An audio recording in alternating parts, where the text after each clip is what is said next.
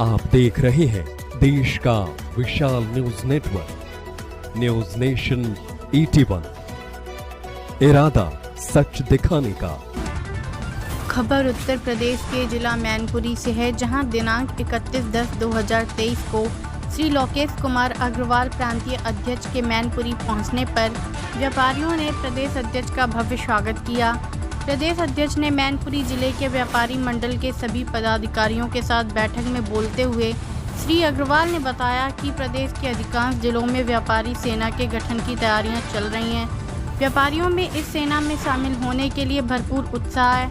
व्यापारी सेना का ड्रेस कोड, उनका परिचय पत्र, उनकी कार्यशैली व प्रशिक्षण शिविर आदि पर काम चल रहा है। देखिए उत्तर प्रदेश के जिला मैनपुरी से संवाददाता नेत्रपाल श्रीवास्तव की रिपोर्ट। आज भोगांव आए हो, क्या कार्यक्रम रखा गया भोगांव, इसके बारे में थोड़ा विस्तार से। आज भोगांव के व्यापारियों के साथ मीटिंग कर व्यापारियों की समस्याओं को इकट्ठा कर प्रदेश सरकार और केंद्र सरकार के पास भेजने का काम व्यापार मंडल के स्तर पर किया जा रहा है। इसके लिए हम लोग पूरे उत्तर प्रदेश के प्रत्येक नगर पालिका, नगर पंचायत में जाकर व्यापारी की समस्याओं को सुनकर उन समस्याओं के आधार पर केंद्र सरकार और प्रदेश सरकार को अवगत कराने, आंदोलन करने और उन समस्याओं को हल करवाने का प्रयास व्यापार मंडल कर रहा है। उसी कड़ी में आज भोगांव का दौरा हुआ है कि जिला मैनपुरी के व्यापारियों की समस्या जिलाध्यक्ष जी से और भोगांव के व्यापारियों से समझकर उस समस्या को हम केंद्र सरकार से, प्रदेश सरकार से बात करके हल करवाएं।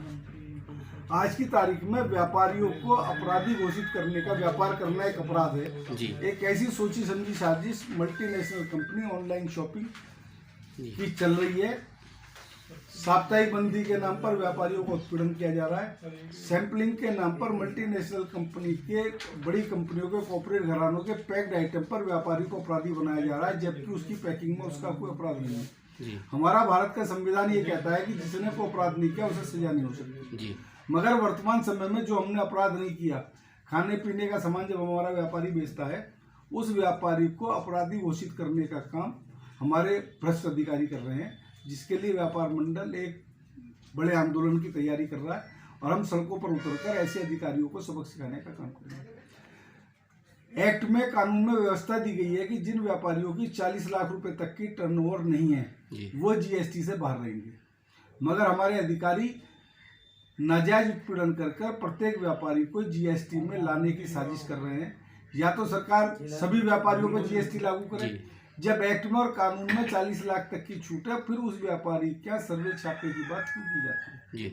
जो नंबर 1 की गाड़ी हमारी चल रही है सड़कों पर, उन गाड़ियों का टेक्निकल आधार पर, मानवीय भूल के आधार पर चालान करके जुर्माना जमा करवाया जा रहा है, जिससे व्यापारी का और सरकार का दोनों का समय और पैसा बर्बाद मुकदमेबाजी में होता है।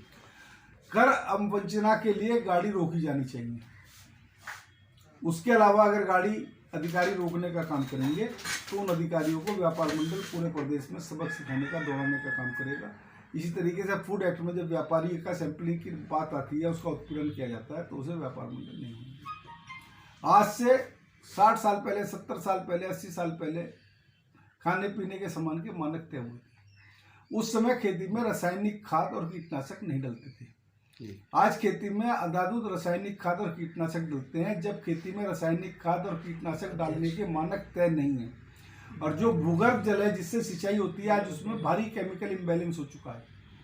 पहले आप लोगों को सबको याद होगा कि हम लोग पानी, नदी का पानी पीते थे। आज हम घर में आरओ लगाए बगैर पानी नहीं पी सकते। मगर जो दूषित जल है, उसी जल से हमारी सिंचाई होती है और उसी जल को हमारा जानवर पीता है। तो हमारी सरकार हमारे व्यापारी की सैंपलिंग किस आधार पर कर रही है?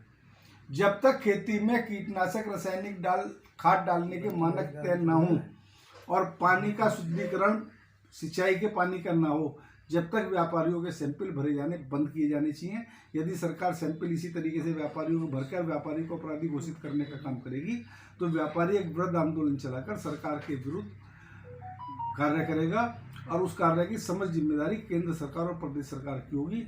हम लोग अपने व्यापारी को जेल भेजने जाने के लिए तैयार नहीं हैं। धन्यवाद।